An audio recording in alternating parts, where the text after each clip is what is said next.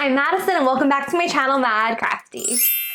Okay, so if you're always on the Michael's website like I am, you'll see that they have tons of wooden boxes. I love boxes. I kind of have a box obsession. I like pins, I like boxes. I just have a lot of boxes.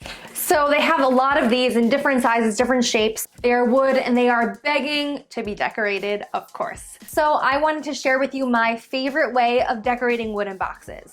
So I have these little cutouts.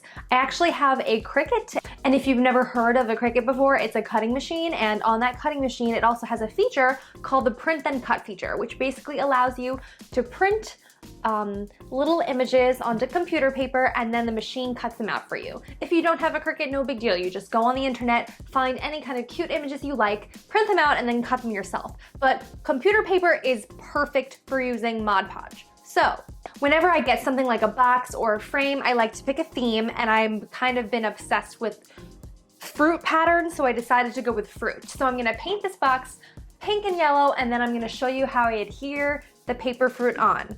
Okay, so I'm done painting. The top is yellow and the bottom is pink. Now, it's really easy.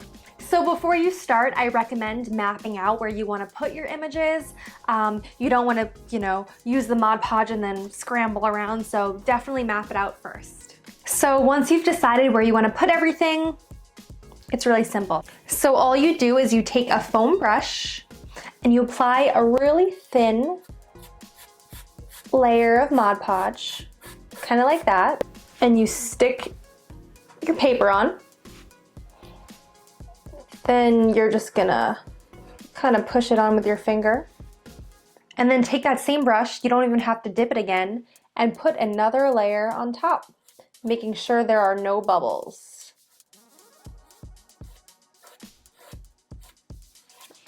Just like that. So let's do the rest of the fruit.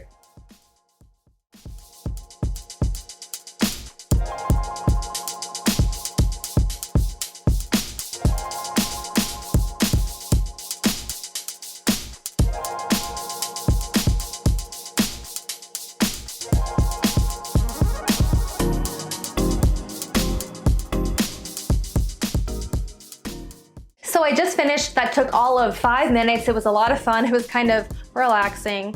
So it's still glossy, as you can see. Sometimes you may need to check and kind of look at it from the side, just like I'm doing, and see if there are any bubbles in the fruit or whatever image you're using. And if there are, you can kind of take like a ruler or something hard and just kind of try to gently push the air out of the sides. But honestly, sometimes you can't even tell and it doesn't really matter.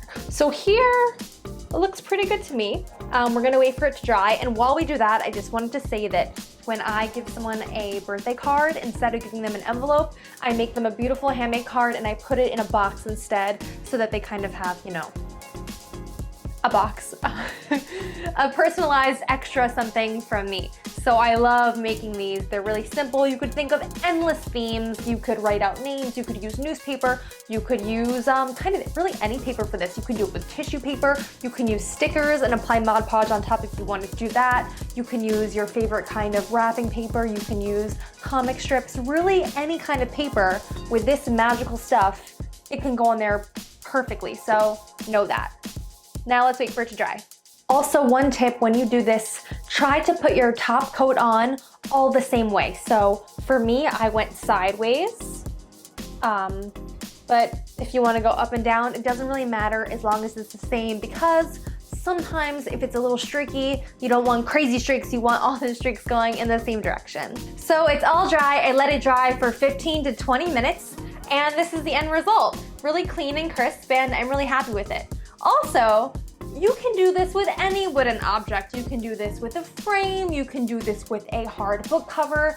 The options are really endless. It's actually so much fun to go on the internet and look for fun images and print things off of Pinterest and kind of do whatever you want. Anyway, thank you so much for watching my video. I hope you enjoyed it. Please press the like button if you liked it, and subscribe if you want to see more crafts. You can find me on Instagram at MaddCrafty, and I'll see you next time. Bye!